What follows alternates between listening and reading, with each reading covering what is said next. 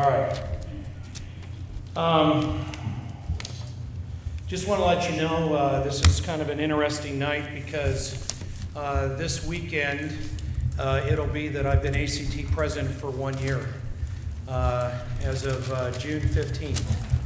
It's been a year already, although in some cases it's only been a year. Today happens to be Anne Frank's birthday. If she was around, she'd be 85 years old. She was born in 1929.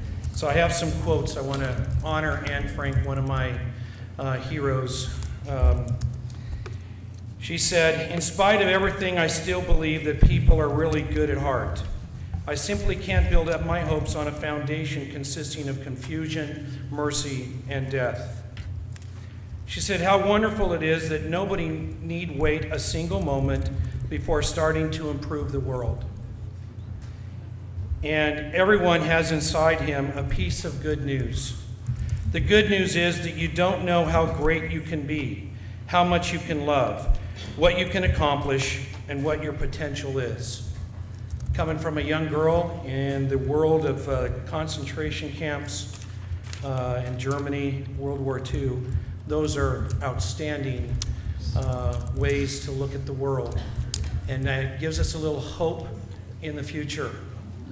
It is our responsibility to take that and what she's given us and the example she gave us to move forward. I want you to know that we had mediation last Tuesday. We are told in mediation that anything that is said, done in mediation is completely confidential. So please don't be concerned or worried if you're not getting the details. Just understand that both sides are talking and negotiating in good faith and with the hope that we will find a solution before too long. I, as president of ACT, every day I wake up with that hope that we will find a solution to the challenges that face us. And I know in the world of education right now we have a lot of challenges. It's not just dollars and cents. But we have a rising generation that is going to be handed some great responsibilities and some super challenges. And if we do not take this time as their leaders and their teachers to prepare them to take on the challenges, then we not only don't follow our hope that we wake up every day, but we also don't follow through the great challenges of Anne Frank and her look on the future. We're not giving that to our next generation.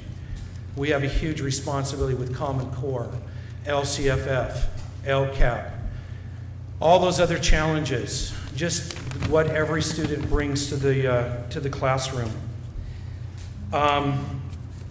Speaking of the LCAP, I have lots of questions on the LCAP, but this is not the time or place for me to take that time. But I do want to put on the record that goal number 2 and goal number 5 stated in the LCAP is, in my opinion, is bargainable and needs to be bargained before we sign off on the LCAP. As I look back over the year, I remember going to a meeting, and the first thing that said up on the screen was, "Failure is not an option."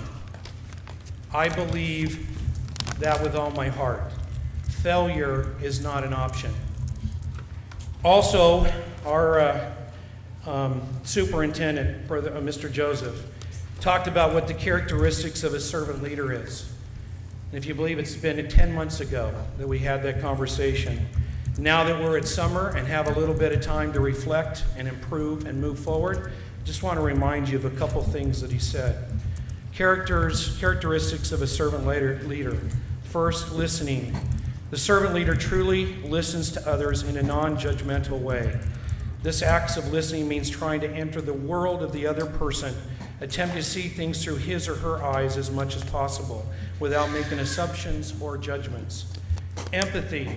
The servant leader is one who strives to understand others in supportive rather than in patronizing manner.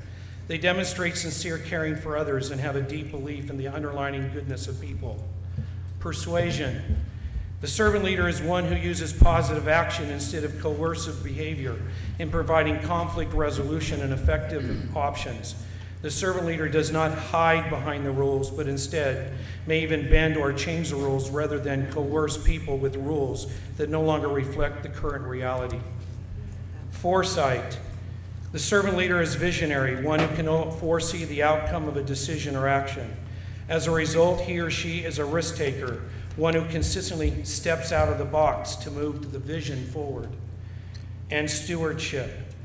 The servant leader provides service to others without the need for personal reward or gain. He or she is humble, not authoritarian, acting on belief system, embracing honesty and integrity. I want you to know, when I heard those words at those meetings, I made a commitment that I would become that kind of leader. I ask it all leaders, whether they're the teacher in the classroom or the custodian that does all that unseen work, or a principal or vice principal or the Board of Education, take on those leadership traits. They will change the world. They will bring the vision of Anne Frank to the forefront. I sat here in front and said I have a couple of goals I would like to close with in my first speech as president.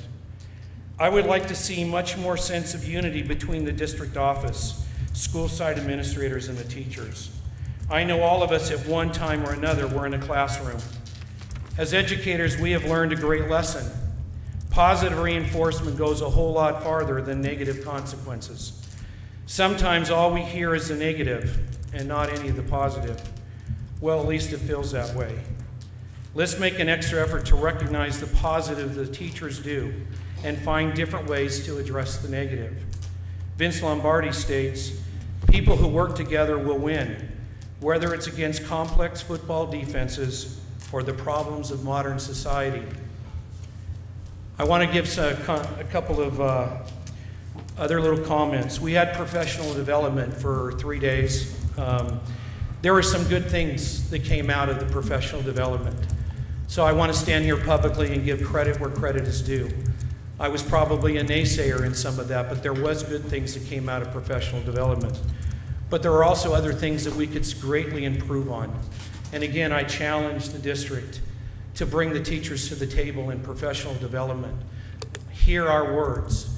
If you would have combined the teachers and your ideas, we would have had a super professional development. And I just challenge you for this upcoming year. We're going to have lots of professional development this summer, during the year, and years to come. If we can come to the table, allow us to have our say, listen to our sides, I promise you we will do the same. We will come to the table and listen to you, hear your sides, take the good and the best that comes from both sides, and let's move forward and solve the challenges that we are facing. Also want everybody to know that we have mediation scheduled again for next Tuesday at 8 a.m., the district office. I sit here with a great hope that we can find the value that we need to show our teachers. Our teachers are gone, they're going home, they're on their families, summertime is here. Classrooms are closed, students have gone to the next level, and as you saw tonight, students going to college. We have an obligation to solve this problem. I don't know if we can ever find or argue about who's going to win. Is one side going to win and the other? I put forth to you, no one wins. And the greatest loss will be our students. If our students see us, as Stephanie Lewis said, fighting, they're not going to have the respect necessary for us when we get back in the classroom to teach them. And we have great challenges with the Common Core. We're going to make, as teachers, mistakes. We're not going to have the perfect lesson. We're going to have other things, and if we don't have that respect level from our students to our teachers, that they don't see the value coming from our administrators, from the board, and from the district office, they're not going to see the value in listening to us or helping us through the struggles. I am very, very thankful. All through all these challenges, not one teacher shirked their responsibility to teach these students in their classroom. They left it out on the sidewalks. They left it in other meetings. But in the classroom, they were top-notch. They were professionals. They taught the students. the students learned, and success was found. And as the year is over, I have to tell you as president, as Don Bridge said, you know, when you sit in the ACT president seat, you get a different perspective on teaching. As their president, I am so honored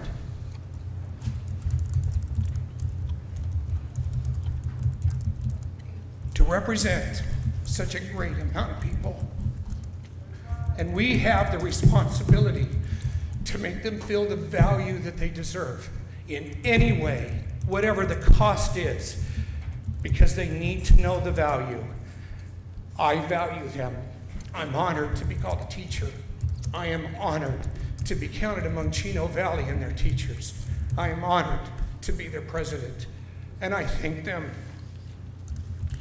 for all that they do on behalf of our students. Thank you.